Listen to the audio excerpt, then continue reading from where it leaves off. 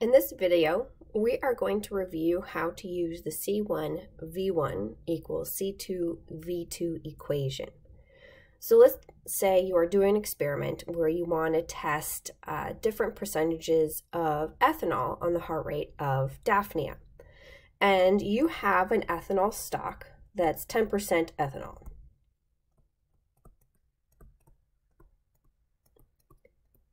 And from previous experience, you know that this particular stock is too high of an ethanol percentage to be able to use with your Daphnia. So you want to create a new solution that has a decreased concentration of ethanol. And let's say you wanted to make a new ethanol solution that was only 2% ethanol. And for the experiment, you know that you need 20 milliliters of this 2% ethanol solution.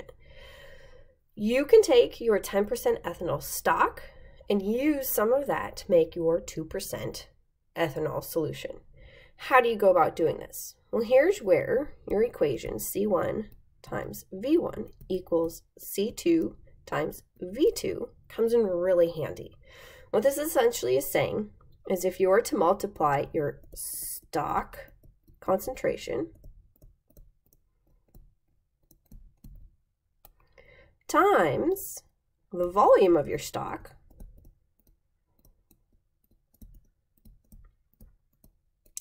it's going to equal the concentration of the solution you want to make.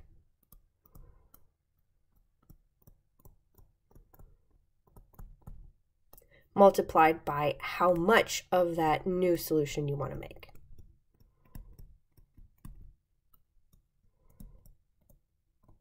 So let's see how we can apply this equation then to the problem at hand.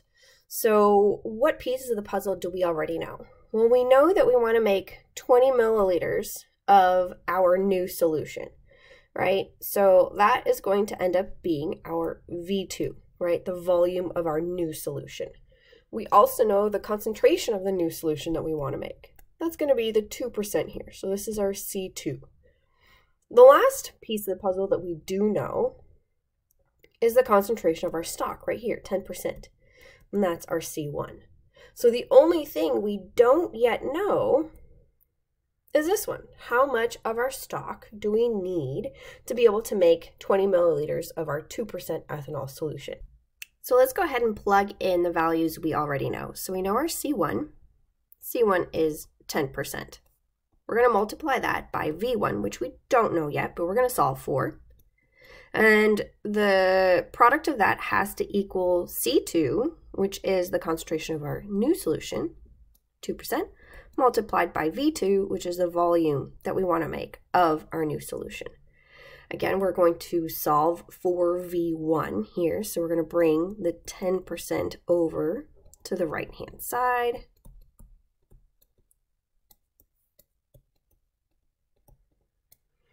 To make life for yourself easy, get rid of the percent signs. They're both in the numerator and denominator, so they can cancel.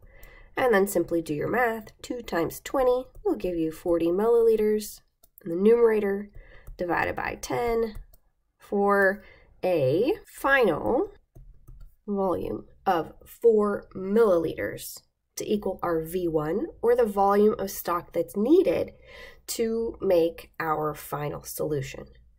So again, recall, we want to make a total of 20 milliliters of our 2%. 4 milliliters will be the 10% stock,